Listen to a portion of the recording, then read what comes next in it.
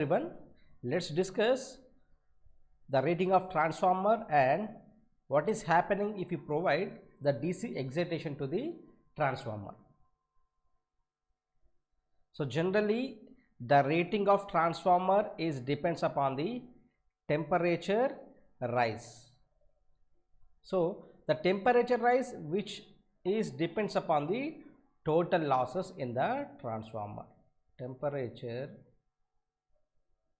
is dependent on losses in the transformer. The temperature can be maintained within the permissible limits by providing a proper cooling. So if effectiveness of cooling system is more, the rating of the transformer will be more. Okay, so if losses are increases, obviously the temperature rise is also increases. So if temperature rise is increases, we have to provide cooling system to the transformer. So for effective coolingness system is increases, what about rating of transformer increases? Okay, so for a given cooling system, the rating of any electrical machine is indirectly determined by losses which are present in the machine. So the total component which is responsible for the cooling system or any rating is losses. Losses are responsible to provide the proper coolingness to the machine, which in turn provide the proper rating of any machine. So we all know that OC test is conducted to obtain OC losses, that is open circuited losses. That's why these are nothing but constant losses. Those are nothing but no load losses which are equals to constant losses which are equals to iron losses which are equals to core losses. All are equal. This OC test, that is no load test, is conducted on rated voltage. That's why it is dependent on voltage. Coming to variable losses, those are nothing but copper losses. Those are nothing but copper losses. They are dependent on current, right? But total loss are dependent on what? Voltage and current. That is iron losses are dependent on voltage, copper losses are dependent on current. So total losses are dependent on what? Voltage and current, right? So the transformer rating depends upon voltage and current rating, which is nothing but VA rating, So at rated voltage we are providing OC test, at rated current we are providing SC test. From OC test we are going to get constant losses, from SC test we are going to get variable losses.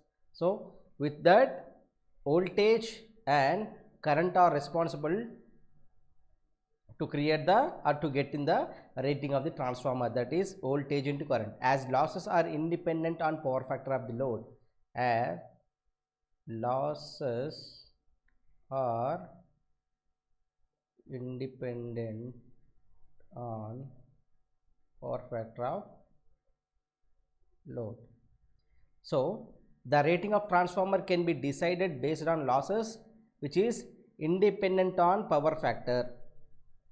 That's why the transformer ratings are generally specified with apparent power rating. That's why V into I is nothing but what? Apparent power rating. The kVA rating mentioned on nameplate details of transformer is load kVA only. It is the nameplate details is nothing but load kVA, that is only at full load. Okay, this is very important. The kVA rating is on nameplate details is nothing but what? Load kVA only. Okay, and this is the one of the reason That's why from OC test we are going to get constant losses, from SC test we are going to get variable losses. Constant losses are dependent on voltage, variable losses are dependent on current. That's why losses are total dependent on voltage and current, they are independent on power factor of the load. That's why the rating of transformer is mentioned on kVA rating. This is one of the reason, and another reason is before manufacturing the manufacturer doesn't know what is the power factor transformer well in advance. So after manufacturing only, that is during operation only, the manufacturer has to know the value of power factor, then only he has to decide the active power in the machine. So in order to know the active power,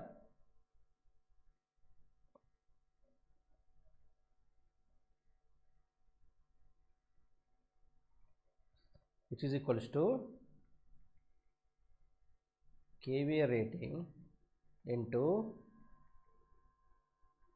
power factor, right? kVA rating in power factor. This kVA rating is present on, this is nothing but nameplate detail, right? This is nameplate detail. This power factor can be obtained during operation. So during operation we are going to get the power factor, and this active power is nothing but what? Simple P, which is equals to S into cos phi. Let us take, if what is the power factor? If power factor, if cos phi, which is equals to 0.8, and kVA rating, let us take 200 kVA. Then what about active power? In this case, P, which is equals to 200 into 0.8, that is nothing but what? 160 watts of, sorry, 160 kilowatts of active power. If cos phi, which is equals to 0.6, then the active power is what? 200 into 0.6, that is 120 kilowatts of active power. So what is the reactive power now? From this Q, which is equals to what? Reactive power is square root of S square minus P square, right? You have to calculate the magnitude by using this. So like that, the kVA rating of transformer is mentioned. What is the reason? The losses which are totally dependent on voltage and current only, they are not independent. They are independent on power factor. That's why the rating of any transformer is mentioned in kVA only. So in order to calculate the active power, this is the relation that we are going to get. So obviously the kVA rating which is mentioned on nameplate, but during operation of transformer only we can able to get the power factor with respect to different for load variations, right? That's it. Next, what is happening if you provide the transformer with DC excitation? So a transformer cannot operate on DC supply and never be connected to a DC source. What will happen if you connect it? If a rated voltage applied to the primary of transformer, the flux produced in the transformer core, which is not vary. Of course, there is a flux development, but that is flux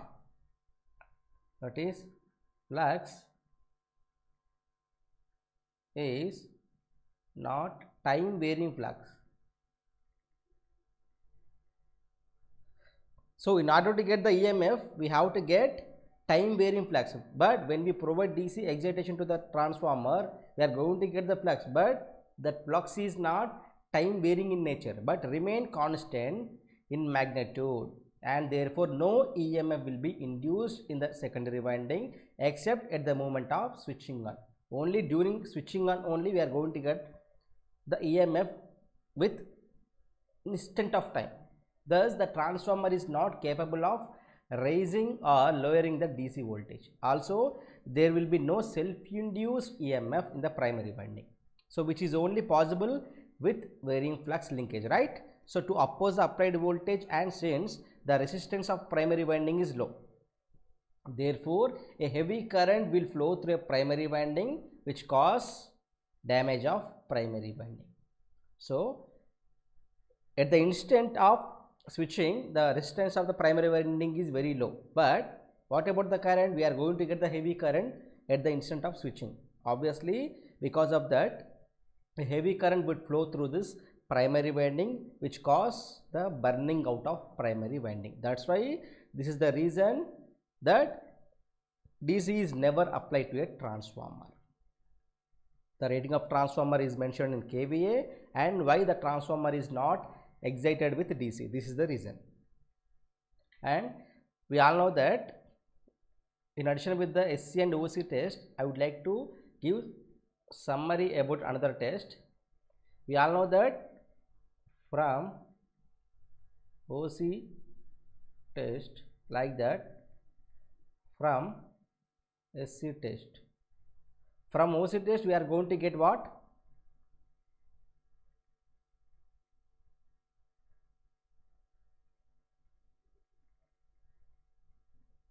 Iron losses. From SC test we are going to get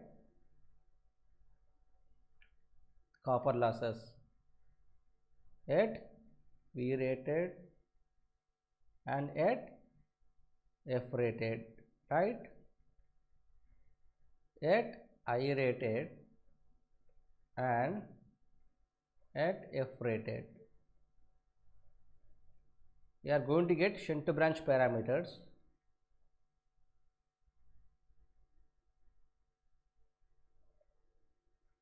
In this we are going to get series branch parameters, and it is more convenient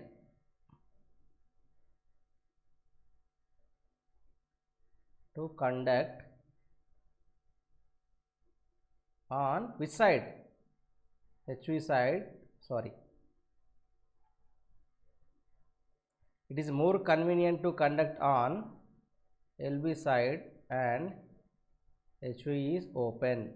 But coming to SC test, more convenient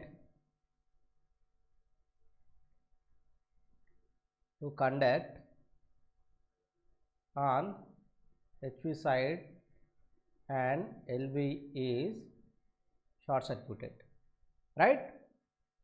What about the changes? If we provide HV side and LV is open, we are going to get the same amount of iron losses. There is no change in the component of iron losses, right? Like that, if we are going to operate SC test on LV side, keeping HV short circuited, we are going to get the same amount of copper losses only, right? What are the differences now? Same amount, sorry, iron losses.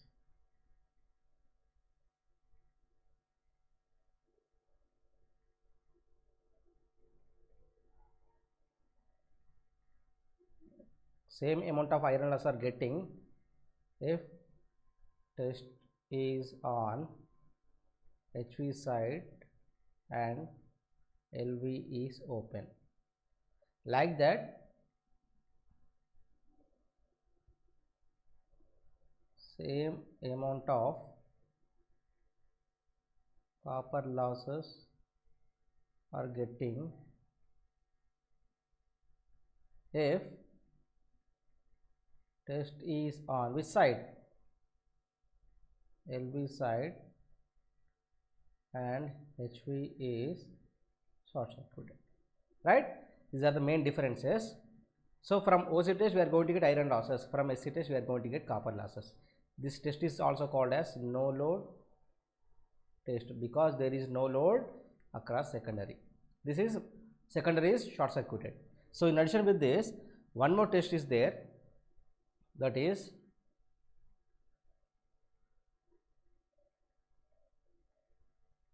Sumner's test, that is back to back test. Just you have to remember the main objectives of this test, okay? Why it is called as back to back test? Two transformers are connected back to back. That's why this test is called as back to back, that is parallelly connected. And OC test is what? No load test, but this test is called full load test. That is, test is running under full load. That's why this test is called full load test. In addition, then from OC test we are going to get OC losses only, that is iron losses. From SC test we are going to get copper losses only. But by using this test, both iron and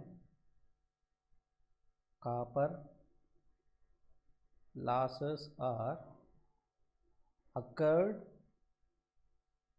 simultaneously. So from this test we are going to get both the losses. In addition with the tests, we have to get temperature rise is also calculated. So these are the main objectives of this test. We have to remember this 4 objectives. Two transformers which are connected back to back, parallelly connected, and this test is running under full load condition. That's why this test is also called as full load test. OC test is also called as no load test. So from this we are going to get both iron and copper losses simultaneously in the same test. In addition with the losses, we are going to get the temperature rise. Thank you.